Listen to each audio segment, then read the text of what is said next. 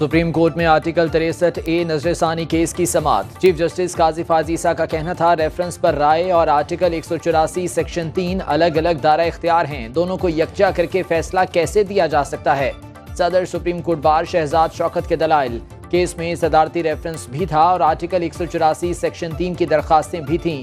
फैसले में कहा गया इनहिराफ करप्ट प्रैक्टिस जैसा है, कोई एक मिसाल मौजूद नहीं जिसमें इनहिराफ ज़मीर की आवाज़ पर किया गया हो। इस पर चीफ जस्टिस ने कहा कि किसी के ज़मीर का मामला तय करना मुश्किल है। पीटीआई के वकील बैरिस्टर अली जफर ने बेंच पर एतराज़ उठा दिया। केस की समाअत चीफ जस्टिस काजी फाजीसा की सरबराही में 5 रुकनी लार्जर बेंच ने की। Justice Aminuddin Khan, justice Jamal Khan Mandokhel, justice Naeem Akhtar Afghan और जस्टिस मजहर आलम या खेल बेंच का हिस्सा। समाअत कल तक मुलतवी।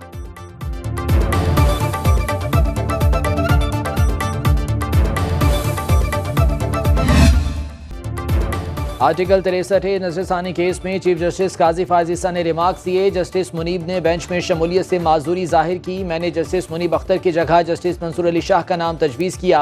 आज तो प्रैक्टिस एंड प्रोसीजर कमेटी का इजलास बुलाया। जस्टिस मंसूर अली शाह का इंतजार किया। जस्टिस मंसूर की अदम शिरकत पर उनके दफ्तर से रब्ता किया। जस्टिस मंसूर अली शाह ने बेंच में शमूलियत से इनकार किया, जिस पर कमेटी ने जस्टिस नईम अख्तर अफगान को बेंच में शामिल करने का फैसला किया।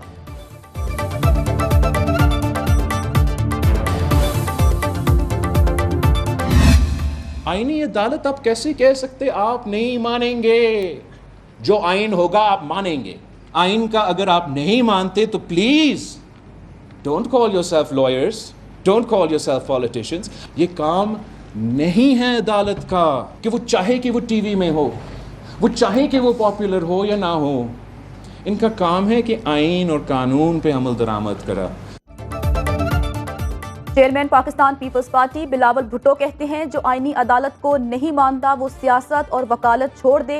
18वीं तरमीम के बाद मुल्क में मार्शल लॉ नहीं लगा और ये किसी कारनामे से कम नहीं। बिलावल भुट्टो का बलूचिस्तान बार एसोसिएशन से खिताब। बोले आईनी तरमीम की जिदोजहद मौजूदा चीफ जस्टिस के लिए नहीं कर रहा। मेरा नहीं आपका एजेंडा किसी खास शख्सियत के लिए हो सकता है। कुर्सी बचाने की बात आए तो आइन याद आ जाता है।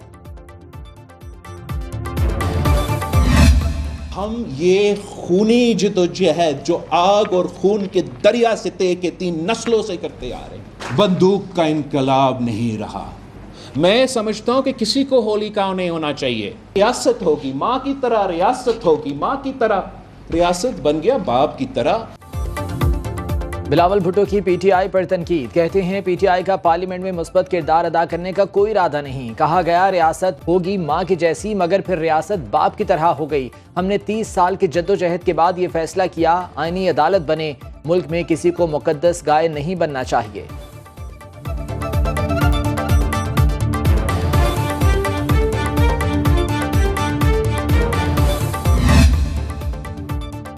वज़ीर-ए-आज़म शहबाज शरीफ ने आज अहम इजलास तलब कर लिया। SCO इजलास की तैयारियों का जायजा लिया जाएगा। इजलास में वज़रा और तमाम मुतालिका इदारों के हुकाम तलब। शंघाई ताउन तंजीम का इजलास रवा माह इस्लामाबाद में होगा। मलेशिया के वज़ीर-ए-आज़म के दौरे से मुतालिक तैयारियों का भी जायजा लिया जाएगा। वज़ीर-ए-आज़म शहबाज शरीफ आज ही दौरे अमरीका और बरतानिया से वापस पहुंचे हैं।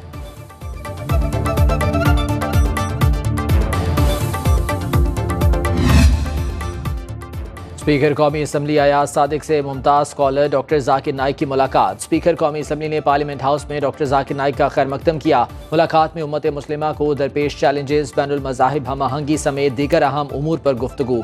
इस मौके पर डॉक्टर जाकिर नाइक का कहना था कि पाकिस्तान के लोग बहुत मोहब्बत करने वाले हैं। उम्मत मुस्लिमा को इख्तलाफात भुला कर कुरान और सुन्नत की रोशनी में मुत्तहिद होने की ज़रूरत है। स्पीकर कौमी असम्बली के हमरा डॉक्टर जाकिर नाइक ने ऐवान का दौरा भी किया।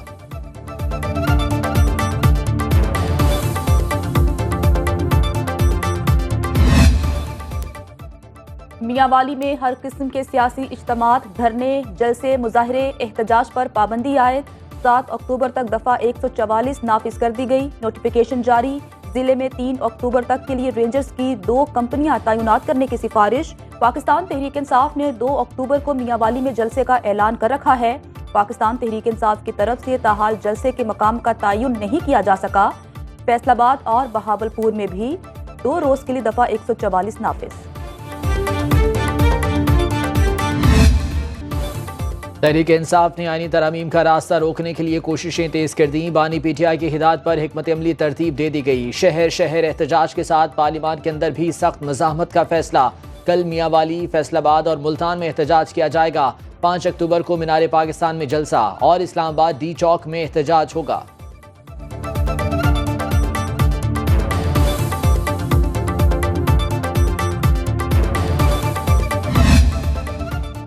हुकूमत का एक बार फिर आवाम को रिलीफ। पेट्रोल 2 रुपए 7 पैसे फी लीटर सस्ता, नई कीमत 247 रुपए 3 पैसे हो गई। डीजल की कीमत में 3 रुपए 40 पैसे कमी, नई कीमत 246 रुपए 19 पैसे मुकर्रर।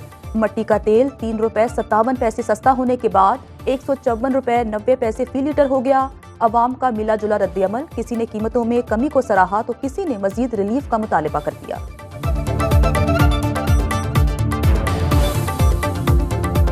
बढ़ाते 20 रुपए 30 रुपए हैं, कम करते हैं रुपया 2 रुपए। यार 1-2 रुपए की कोई वैल्यू नहीं है। 2 रुपए और कुछ पैसे सस्ता किया है, इससे कोई फ़र्क नहीं पड़ता है। करना ही था अगर 5-7 रुपए करते, 10 रुपए करते, किसी को फ़र्क होता। कोई ख़ास इम्पैक्ट नहीं आया। पेट्रोल जितनी महंगाई है उस हिसाब से पेट्रोल उतना कम नहीं हुआ। लोगों की जो बेसिक इनकम है वो बहुत ज़्यादा कम है, तो गवर्नमेंट को चाहिए कि इससे ज़्यादा रिलीफ दिया जाए ताकि आवाम अपने जो अखराजात हैं उनको कंट्रोल कर सके।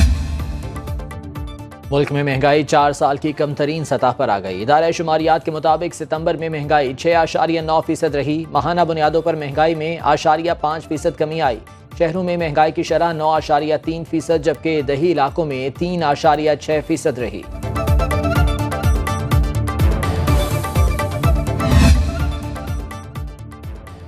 इनकम टैक्स गोशवारे जमा करवाने के लिए 14 अक्टूबर तक तौसीह कर दी गई। चेयरमैन FBR के तलब करदा हंगामी इजलास में ऐलान किया गया। नोटिफिकेशन जारी।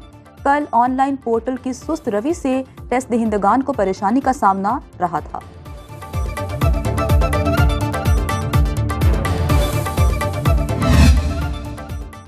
FBR को पहली सहमाही में 96 अरब रुपए के रेवेन्यू शॉर्टफॉल का सामना। जरा के मुताबिक रवा माली साल की पहली सहमाही के लिए IMF के साथ तयशुदा हदफ हासिल न हो सका। रवा माली साल की पहली सहमाही में 2652 अरब हदफ के मुकाबले में FBR ने 2556 अरब रुपए हासिल किए। FBR ने सितंबर 2024 की टैक्स वसूली का हदफ हासिल कर लिया। FBR टैक्स वसूली बढ़ाने के लिए इंतजामी इख्तियारात का इस्तेमाल करेगा।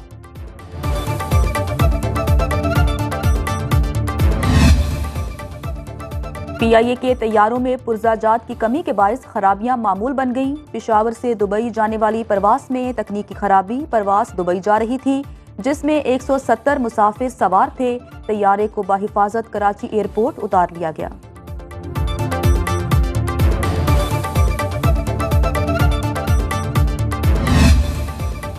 सड़कों पर बदबूदार पानी, ताफून और खस्ताहाल सीवरेज सिस्टम मुल्तान के शहरियों का रोग बन गया। शहर में वासा की 2000 किलोमीटर तवील लाइन है, लेकिन आधी से ज्यादा बोसीदा और नाकारा हो चुकी है। शहरियों का जीना हराम। बारिश के पानी की वजह से मेट्रो रूट बैठ गया। कई रोज तक बस सर्विस भी मुअत्तल। MD डायरेक्टर वासा खालिद रजा खान कहते हैं जल्द नया सीवरेज सिस्टम डाला जा रहा है।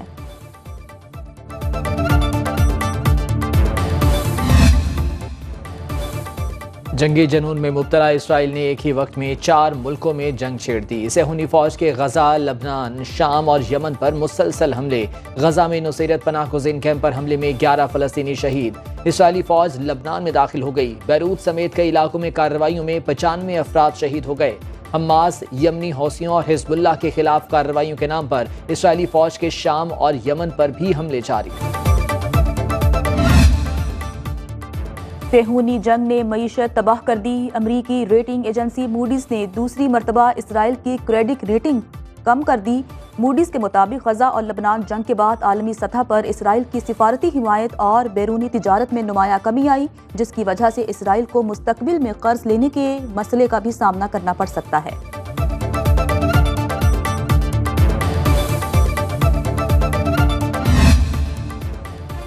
अमरीकी और यूरोपीय हुकाम ने हानिया की शहादत का बदला न लेने पर जंग बंदी का वादा किया था। ईरानी सदर मसूद पज़ेश्कियान का इंकशाफ। कहते हैं इसराइल को जराइम के इर्तिकाब पर छूट दिए जाने पर उसकी जुर्रत ज्यादा बढ़ेगी। जंग में हिजबुल्लाह को तनहा नहीं छोड़ा जाएगा। हालिया हमले ने एक बार फिर साबित कर दिया इसराइल किसी बैनुल अक़वामी उसूल और ज़ाब्ते का पाबंद नहीं। कौन होगा व्हाइट हाउस का नया मकीन? सदारती इंतखाबात की मुहिम जोरों पर। हैरिस और ट्रंप के दरमियान सदारती मुबाहिसे के बाद नायब सदूर में मुबाहिसा आज होगा। कमला हैरिस के नायब टिम वॉल्स मिशिगन में मुहिम में मसरूफ, कहते हैं जेडी वेंस को बेनकाब करूंगा। डोनाल्ड ट्रंप के नायब जेडी वेंस भी हरीफ उम्मीदवार को टफ टाइम देने के लिए तैयार। न्यूयॉर्क में होने वाला 90 मिनट का मुबाहिसा CBS न्यूज़ पर बराह रास्त नशर किया जाएगा।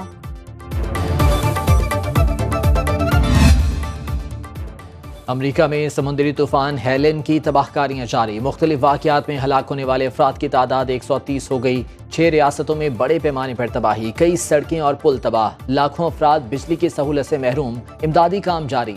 सदर जो बाइडन की सैलाब से हलाकतों की तादाद बढ़ने पर इजहार अफसोस, कहते हैं मुतासरीन के नुकसान का मदावा करेंगे। नायब अमरीकी सदर कमला हैरिस का भी सैलाब से मुतासर अफराद के अहल खाना से इजहार ताज़ियत।